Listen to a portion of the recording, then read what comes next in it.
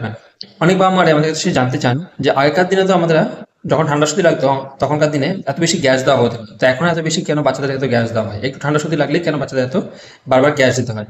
তো এটি কারণ হচ্ছে পলিউশন। চারপাশে যে পলিউশন বাড়ছে তার জন্য বাচ্চাদের মধ্যে লাংটি হাইপার অ্যাক্টিভ হয়ে যাচ্ছে।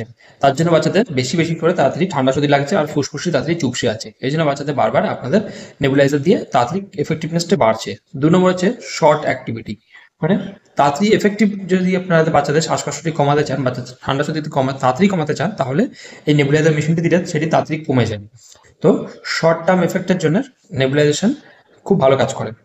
থার্ড হচ্ছে বাচ্চাদের বারবার যে এই সমস্ত বাচ্চারা বাইরে থেকে খাবার খাচ্ছে, বাইরে পলিউশন বাচ্চাদের দেহে লাগছে, আর ওয়েদার যে ক্লাইমেট চেঞ্জ হচ্ছে যার জন্য বাচ্চাদের বারবার ঠান্ডা সর্দি লাগছে, সেইগুলো বাচ্চাদের জন্য খুবই লাংটিকে বেশি বেশি করে অ্যাক্টিভ করে দিচ্ছে, যার জন্য বাচ্চাদের বারবার শ্বাসনালী চুপসে যাচ্ছে, বাচ্চাদের সারা বছর ধরে ঠান্ডা সর্দি লেগে যাচ্ছে। এই জন্য বাচ্চাদের তাড়াতাড়ি আপনাদের নেবুলাইজেশন